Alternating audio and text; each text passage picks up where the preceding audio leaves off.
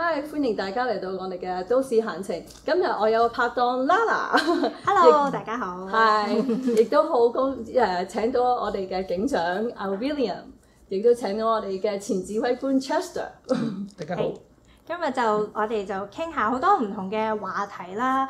咁其實都我哋William 咧就主要都係講英文為主嘅。咁所以咧 William 咧就會咧係同我哋講英文嘅。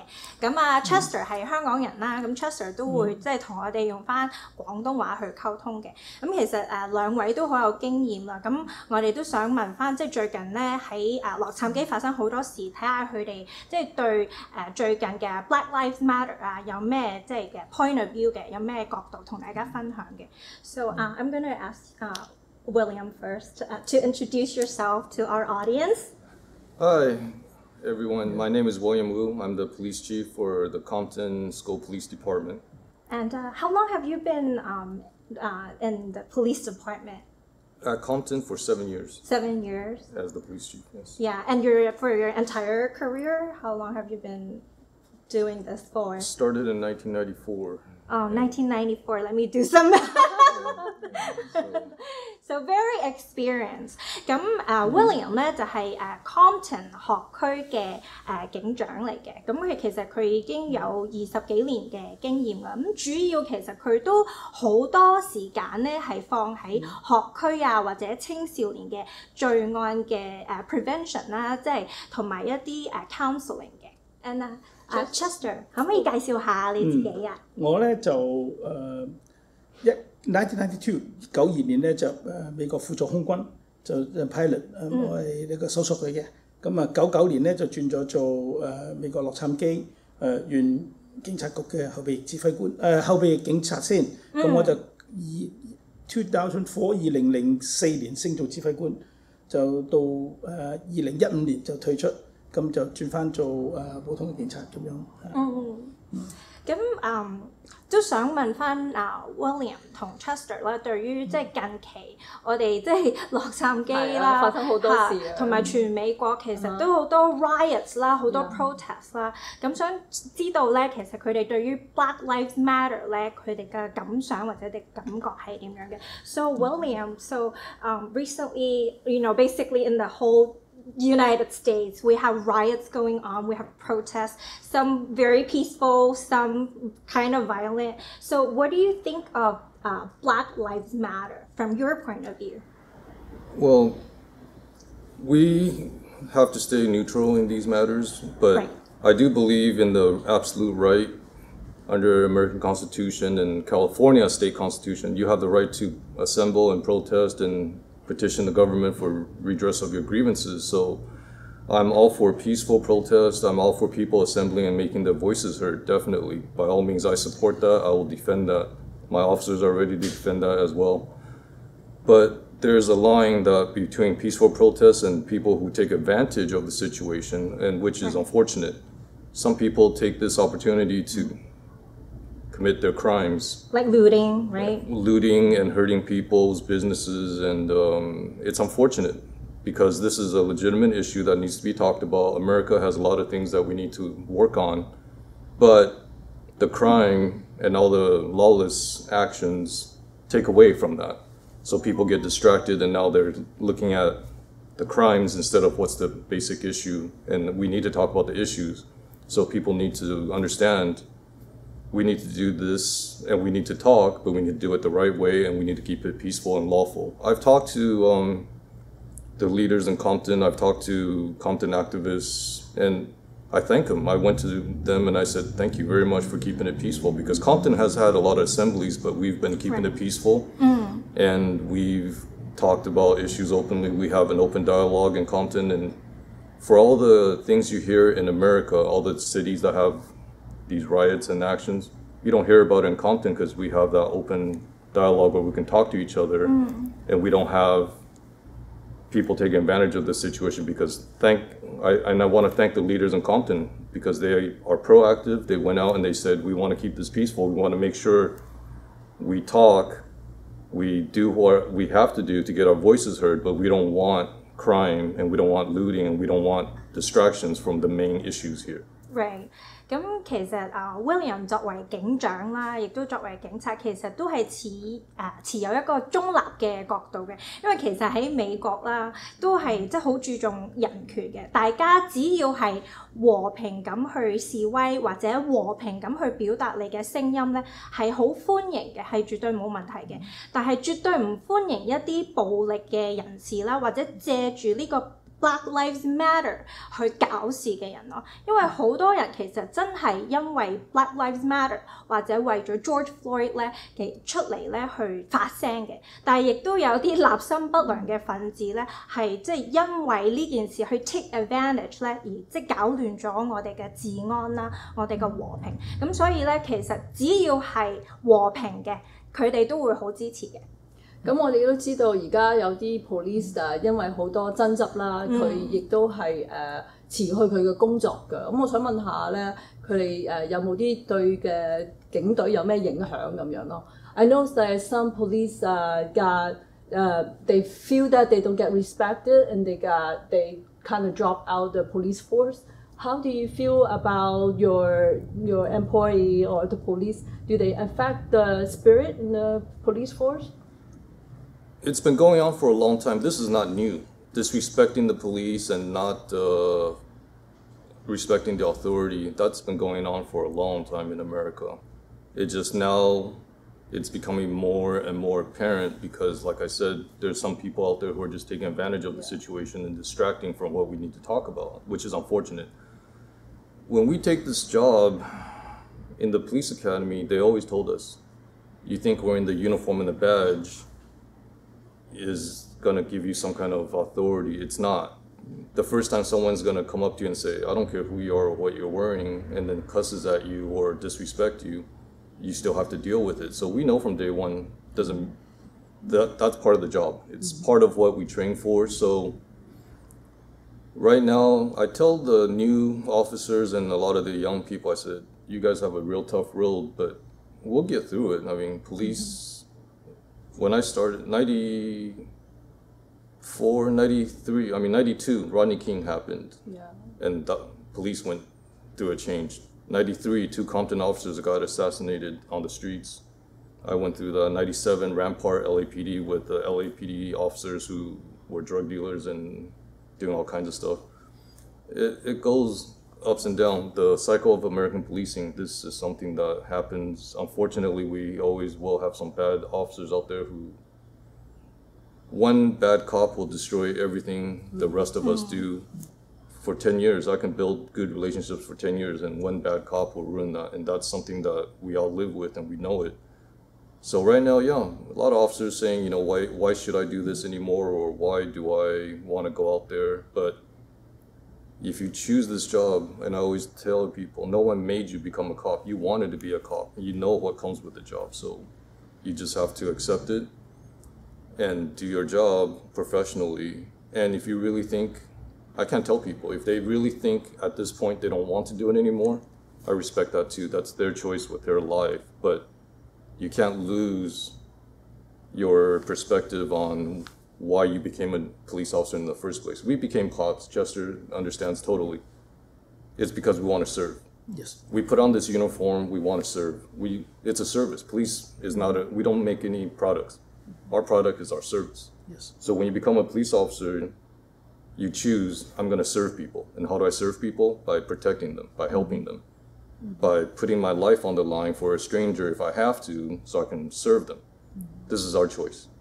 And you have to remember that no matter what the public does, and is it going to get worse? Is it going to get better? You just have to go through it. If it's what you believe in, you will get through it and continue with your career. Yeah. 咁William 就話佢其實呢個對警察唔係咁 respect 係其實一路都有啦，一路係 LA。咁去翻以前我哋有好多91年有 riot 啦，一路97年又有好多事發生啦。咁其實呢啲一路都係發生緊嘅，唔係而家先至有嘅啫。不過而家可能因為呢件事件，所以比較多咗啲警員可能會辭職咁啦。咁其實佢話對自己嘅工作一定要接受咯。咁佢哋嘅工作就係為咗保護人民啦，為咗對呢個社會有貢獻啦。咁所以其實如果警察係要接受呢個工作咧，咁佢哋都要係 respect 佢哋自己嘅守好我哋嘅崗位咯。所以兩位都好有使命感啊 ！You guys are basically very dedicated to serve the community and serve everyone. So I want to ask Chester， 咁都想問下 Chester， 其實喺美國啦，我諗作為即係亞洲人如果作為亞裔嘅警察啦，其實會唔會係有少少更加難上加難咧？譬如可能係種族歧視啊，或者當你遇到一啲白人、黑人，甚至乎係 Latino 嘅時候，會唔會佢哋覺得你都唔係我哋自己人喎？會唔會冇咁合作嘅咧？我呢個我諗我可以同大家分享㗎。我過往我嘅工作咧都係 mainstream 由92年開始，我入美國服從空軍。咁我做飛行員，咁我負責就係開飛機㗎啦。咁我好多同我合作嘅都係唔同嘅民族啦，有黑人啊，好似 Latino 啊，白人啊，咩嘢都有㗎。我覺得最重要就係我哋亞洲人呢度咧，要做好自己，要唔好俾人哋覺得你同人哋有唔同㗎，一定要自己發奮，要更加努力。咁我喺警隊裏面咧，咁我應該係講99年嘅時候咧，入到去嘅時候。我喺全班裏邊打槍係最差嘅，咁但係最差嘅，因為未用過槍嘛。I talking about my shooting on the class. He's a good shooter. But because now and 我當時係最差，咁但係即係當時係啱啱開始 ，the start is worse，對開始嘅時候，但係我經過4個月嘅訓練，我畢業嘅時候我第1名。係啊，都要努力。聽聞你係神槍手嚟㗎嘛？我打到係 perfect score。perfect score。我打到係咪因為個 training 好好咧？係靠自己，一定要靠自己，一定要靠自己。所以係要即係比一般可能即係我哋會唔會係本土，譬如些白人要更加加倍努力咧？一定要去證明自己。唔係要證明，而係應該要做好自己。我覺得每一個人。年青人啦，其實冇嘢困難嘅，困難係挑戰嘅係自己，因為我打好多比賽啦，其實我對手就係自己，即係我會覺得，因為最要自己嘅努力，你唔好用人哋嚟做 target，因為你覺得人哋叻嘅，你唔夠人哋打，你要點樣去克服人哋，其實唔係，即係克服自己。呢個我響過往嘅經驗，同埋另外一樣咧，你講到我就響。2004年開始到2015年咧，我負責帶洛杉磯縣警察局嘅警察啦，即係警官咧，就去全世界去訪問嘅。由我負責呢個 project。咁我哋帶嘅唔係話10個20個，我係最多嘅帶過150個去紐西蘭。咁去歐洲嘅平均係120到100以上嘅，包括中國啊，全世界有40個國家。咁我好多時都會就好似你講到種族嘅問題啦，我哋好多係因為我係指揮官，咁我係個成個 group 嘅 leader。咁我面對佢哋一班唔同嘅民族或者係種族嘅警察一齊嘅時候咧，其實我好開心㗎，唔會覺得有壓力㗎，因為只要你個心態冇，佢哋好尊重我。點解咧？好簡單嘅啫。你點尊重人，人哋點樣尊重你？I talk about if you respect people, people will respect you. Same thing, very simple. Especially they know you working hard and well respected. Exactly， 即係佢知道嘅，因為你唔需要睇人哋睇你點樣做嘢，最緊要你自己係咪有冇做好件事？你好多時人哋同我講，佢做出嚟俾人睇嘅，唔係嘅，呢個唔對嘅。你係做出嚟，最要做好你應該嘅本分。要對得住自己。係啦，做好自己嘅工作。咁當然錯同啱。唔係話你自己話嘅啦，咁成個整件事你做出嚟嘅時候，人哋會知道你係做緊乜嘢，所以好多人話擔心做工要升職，其實我覺得你應該做好自己嘅本分，你上司會睇到，你自然會有機會俾你上升嘅。所以我向呢個冇問題嘅，我覺得喺種族問題裏面，我試過好多人哋有啲唔識我嘅，反而就會 challenge 我。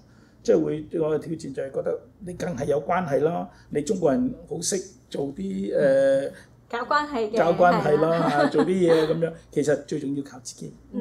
靠自己。係啦。咁幾好啊！知道即係冇乜種族歧視，even喺警隊裏邊，咁啊好多我哋都有啲新嘅移民嚟，咁啊想知道咧邊個地方安全？好多人都擔心 LA 美國係啊好多罪案啊，好多都唔夠膽或者移民過嚟，咁或者我哋有警長喺度，我哋可以問下佢 William。A lot of people when they come like moving to United States, first thing they worry about is the safety, is the crime, you know. So what do you think, which city in United States is good to live, or even in LA, what area is the best, you know, for minimum crime? Hard to say for like LA. LA is a big city, about 2.5 million people, over how many square miles. LA County, Los Angeles and LA County, 11 million people. It's a huge place. Yeah. And like any place, there's good sections, there's bad sections. So I can't really tell you move here and then not there, because even say in a city like around here, San Gabriel Valley, some cities have good places, then there's some bad places. So it's all a matter of what we as police officers, we tell them, no matter where you are, you gotta just know the surroundings. The area. So sometimes if you don't want trouble, don't go out there and be there when the trouble happens. Like if you don't want to get hit by a drunk driver or get into a fight at a bar, don't go to a bar at 11 o'clock at night on the front, because that will probably more likely than not happen if you're gonna go put yourself in that situation. So if you want to avoid trouble, there's a lot of quiet suburban areas in LA too. Like LA has a lot of safe areas where it's suburban and there's not a lot of bars or businesses or places where, you know, things happen. If you want to avoid that, don't go to those places. If you want to live a quiet suburban life, lots of places in LA. Around here, I mean, Alhambra is a nice quiet place, for example, but then there's also sometimes when people get drunk in some of the restaurants and bars, things happen. It's unfortunate. I mean, that's the truth, no matter what. And I can't say stay away from here because, for example, people think Compton's a dangerous place because of the name, because of the history. Because Compton is where a lot of drugs and gang shootings happened in the 80s and 90s, but that was 30 years ago now, at the latest, 30, 40 years ago. Right. Compton right now is not that, you know, what people think it is back in the day. There's a lot of hardworking families. It's a lot of businesses, restaurants, a lot of industry, a lot of warehousing, a lot of technology coming back to Compton. And same thing, you know, you have to, if you want to move here, talk to people in the areas that you are looking at. They can tell you, over here, it's safe, stay away from there. They can tell you where they live. Crime stats in LA have been dropping for a long time. All of LA. Crime has been going down. Violent crimes especially has gone down a lot more than any other crime. Property crime has come up a little bit, but overall crime trends in LA has been going down for the last 5 years, at the least 5 years. And so mainly is, if you want to keep yourself and your family safe, be aware, you know, get an alarm on your house, you know, lock your doors. A lot of crime happens. People break in your house because they leave the door open or they don't lock their door. That's the truth. Unfortunately, you know, you leave something in your car, you put a purse right in your car and park on the street and someone breaks your window and takes your purse. You got to be responsible for your own safety at the end of the day. You could be safe in one of the worst crime areas if you mind your own business and be careful. You can go to Beverly Hills where people think, oh, Beverly Hills is so safe. No, you can get your car stolen in Beverly Hills too. It happens anywhere. It just depends on what you know and what you have to take care of yourself. So that's why it's hard to generalize. And I would say if for anybody who wants to move to America, America is still a very safe country. Right. And people think there's shootings all the time. No, not really. I mean, if you look at the news, if there were shootings all the time, it'd be all over the news every day. How often do you hear about shootings on the news? Once in a while, here or there. And if you hear like 2 or 3, you got to think America, 330 million people. 1 or 2 shootings with 330 million people, and it's not that common. So don't get caught into the sensationalized 1 or 2 stories. Look at the whole entire picture and look at the percentages and think it's not what I think it is, because everyone has a gun and everyone's shooting. No. All these bad cops going around killing people. No. How many If cops were out there doing all these bad things all the time, you would hear it on the news nonstop every day because there's 800,000 police officers in America. 800,000. That's a lot. And if 800,000 police officers are out there, and even 1%, even half a percent are out there doing bad stuff every day, that's 4,000 police officers doing bad things every day. The news would be nonstop. So don't be scared. If you want to come to America, America is the best country. I love America. Yeah. I was born in Taiwan. I came to America. I chose to serve and became a police officer to serve the country. And that's by choice. And that's why I believe if you want to come here, come here. This is the best country for people who want to, take care of themselves, live their own life, and just be aware and just protect yourself like anywhere else in the world. Okay.William 就話就其實美國咧都唔係一個咁得人驚嘅 city， 其實都好 safe 嘅。咁佢咧就喺台灣嚟嘅，咁佢喺台灣嚟到呢度就做警察，就為個 community service 啦。咁其實佢話好多地方咧都有好嘅 area， 唔好嘅 area。咁其實睇下你自己要識呢點保護自己啊，唔好去啲危險嘅地方啊，譬如唔好半夜去啲 bar 度啊，咁你個危險率就會高咗好多㗎啦。咁其實Campton 好似佢嘅 city surfing 咧，咁初啲人都覺得好危險，好多 gangster 啊咁，但係呢個係好多年前嘅事㗎啦。咁到而家咧已經安全咗好多。咁所以如果你嚟到想揀呢個 city 住咧，咁其實好多好嘅地方都可以住。咁最緊要係你要問下身邊啲朋友啦，邊個地區係比較安全啲，邊啲唔安全啦。咁你都要自己去睇住自己嘅保護。你自己嘅安全嘅程度咯嚇。咁我想問下 Chester 啦，因為其實可能即係美國嘅即係網友啊或者觀眾都會大概知道 George Floyd 呢件事，或者知道即係點樣即係呢個 Black Lives Matter 嘅遊行其實係點樣開始嘅。咁可能有啲亞洲嘅網友們就未必咁清楚。咁其實都想了解下呢個即係 George Floyd 嘅事件咧，喺即係你嘅角度啦，或者你都做咗20幾年警察，係即係好多人 look up to 嘅一個即係前輩一個長輩啦。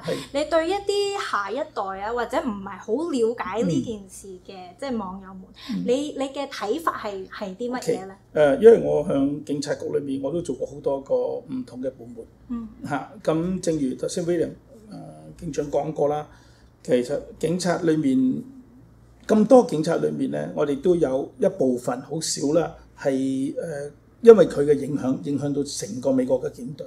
呢個亦都係我當時話帶啲警察出國嘅時候，其中一個好主要嘅一個原則啊，就係話你個 image， 因為你出到去唔係單單代表你自己個人，或者你代表洛杉磯警察，而係你代替成個美國嘅警察。咁所以正呢件事發生嘅時候咧，就係因為一個警察影響到全美個警察，全美個警察嗰個 image。咁而有部分警察係事實上係即係過度嘅武力。咁呢個唔係淨係發生響單一個嘅某一個警察。